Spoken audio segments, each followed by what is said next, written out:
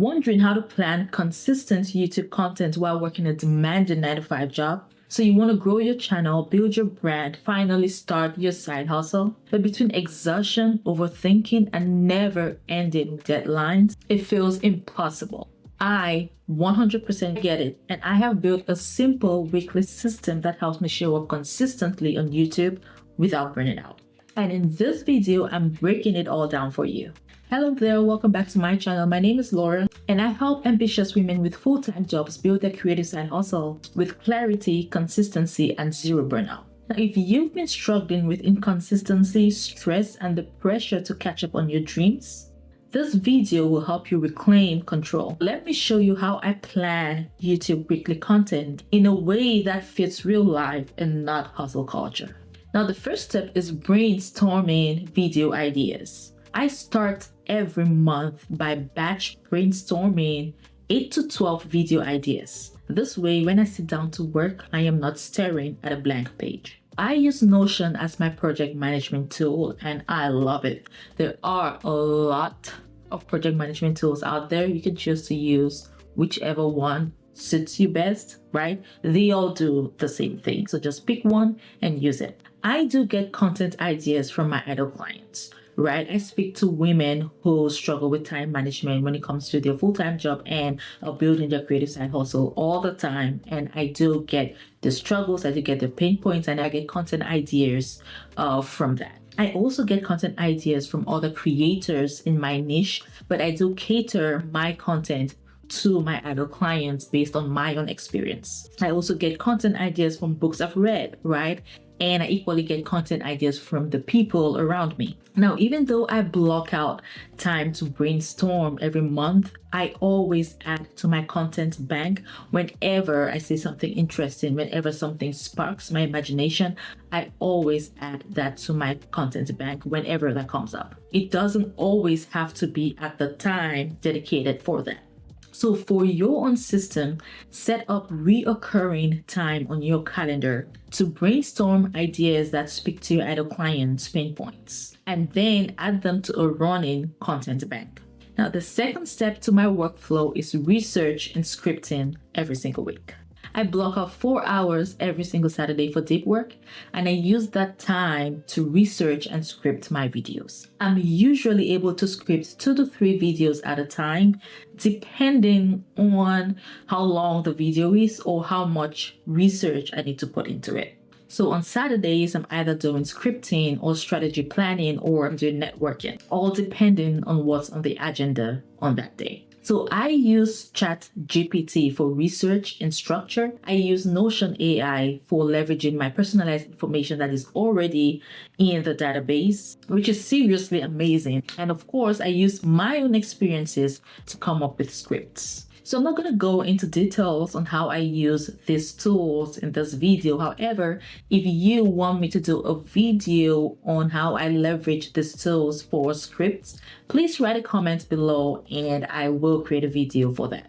One other thing that saves me so much time when it comes to writing scripts is templates. So I try to systemize my process as much as possible, so I'm not starting from scratch, and this saves me so much time and mental energy. So you want to ensure that you are using templates for your own scripts. Just start with something, right? Or you can ask ChatGPT to come up with a simple template that you can start with, depending or catered to your niche, and then experiment and make adjustments. So note that you will always make adjustments to your templates to cater to your idol clients until you find what works best, right? That is a process, and you have to enjoy the process as you go. Now, the third step to my YouTube creation process is batch recording twice a month. I batch film 3 videos at a time, twice a month. Sometimes it's bi-weekly, sometimes it's during a day off. So it all just depends on the month, right? And sometimes I might only be able to do it once a month, depending on my other commitments. So basically, my goal is to shoot 6 videos every single month.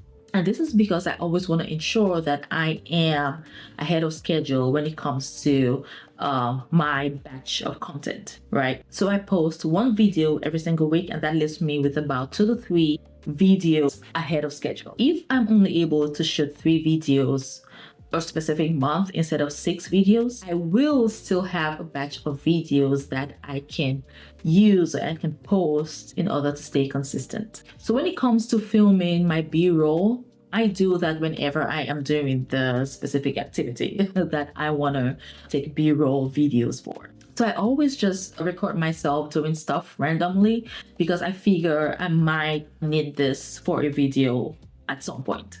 And to be quite honest, I try as much as possible not to use B-roll videos of myself, but I leverage stock videos instead. And that's because doing B-roll could be a lot of work, right? Because I have to set up my camera, I'll have to edit the videos again, and that can turn out to be a lot of extra work, which I really do not have the time for.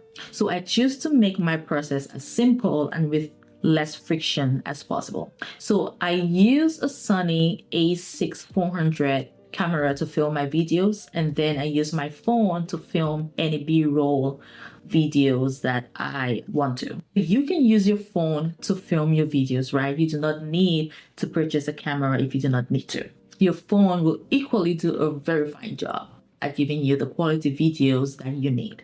So use your highest energy time in the day to shoot your videos, and this is preferably in the mornings so you can leverage sunlight.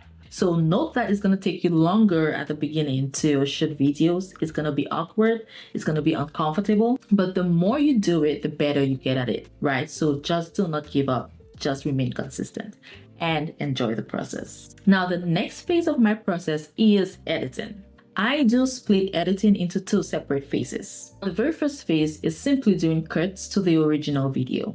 Once I am done with my cuts, the next phase of editing is adding B-roll, adding text overlays, and maybe adding music if I want to. So this workflow is just easier for me to manage, right? And it is a way for me to break up my tasks into smaller pieces and smaller milestones, which gives me a sense of accomplishment at each stage of my process. And I also try to make my editing as simple as possible because I do not have time to do all of the extra things in my videos. So my editing, if you watch my videos, you're going to realize that my editing is really, really simple, right? Just the basics. So I do all of my editing, right? Because I cannot afford to outsource this part at this moment. But when I can outsource, then it's going to be a little bit more polished. For right now, I just focus on the content and keep it pushing. I use Wondershare Filmora for my editing. There are so many editing tools out there, right?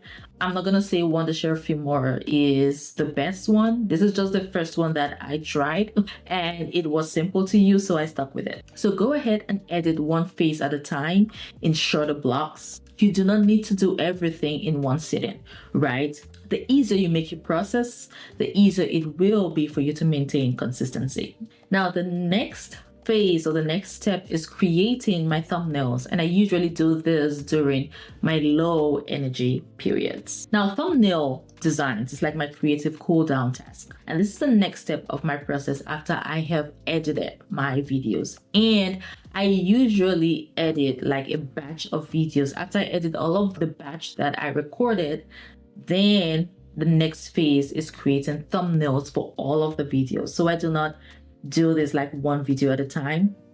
I try to batch the task in one sitting. So I use Canva to create my thumbnails, and I use ChatGPT to kind of give me thumbnail ideas, right? I am not a designer, and I do not want to spend hours trying to design thumbnails. Nope, not doing that. I go as simple as possible, right?